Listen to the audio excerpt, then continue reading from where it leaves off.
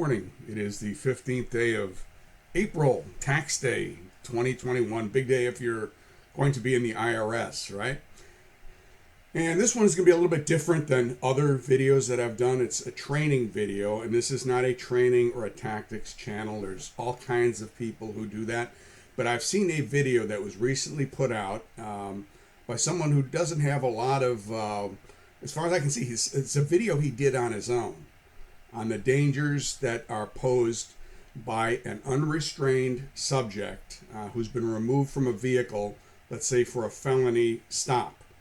And the reason this is topical, as you probably know, if you watch the news, and it's probably better not to watch the news, but there was recently a shooting of an individual in Minnesota who actually was pulled out of the vehicle.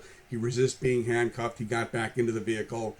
Officer made a mistake. She thought she was going for a taser. Actually came up with her weapon, shot the man. He died.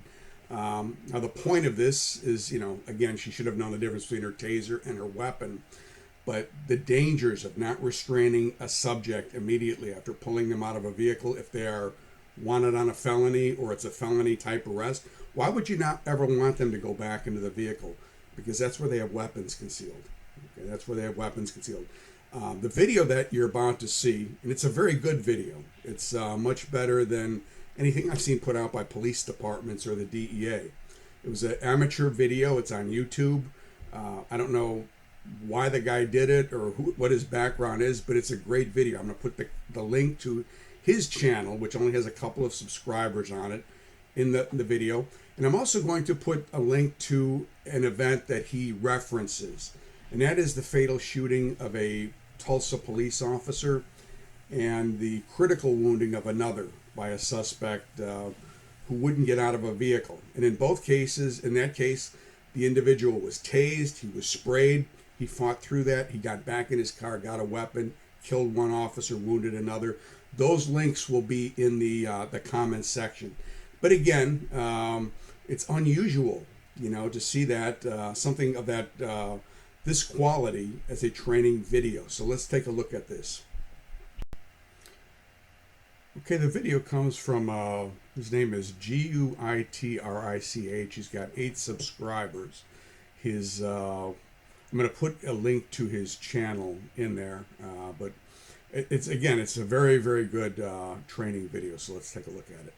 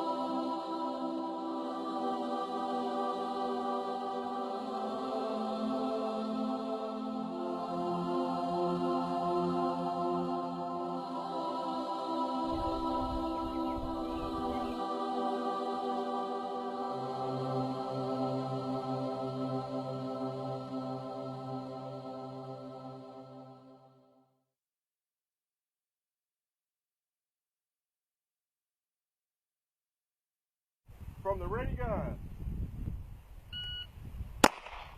.92. .74. .80.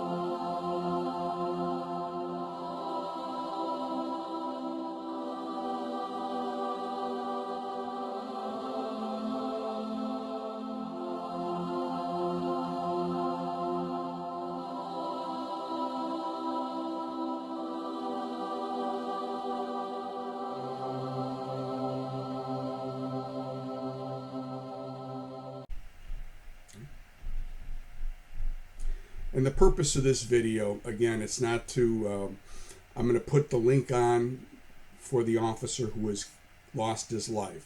The officer's name was Sergeant Craig Johnson, and he was shot and critically wounded, and before they removed him from life support, he donated his organs, to people who were in need, so he was a man who served very well. But again, sometimes there's a reluctance to use force, to use deadly force. And one of the hard things, I think, about being in law enforcement in general is back in the day, and this is when I was, an agent, if your heart was in the right place, they tried to help you. Okay, they being the powers that be. But the powers that be were different when I went into law enforcement than they are today, The powers that be back then were World War II vets, Almost everyone had been in World War II. Nowadays, even our last 5 presidents, we don't have to go into a lot of detail, and this isn't a rant, but, Bill Clinton, George W. Bush, Barack Obama, Donald Trump, Joe Biden, none of them really had any military experience or law enforcement experience or anything. I mean, Bush, yeah, he was in the Texas Air Guard, I get it.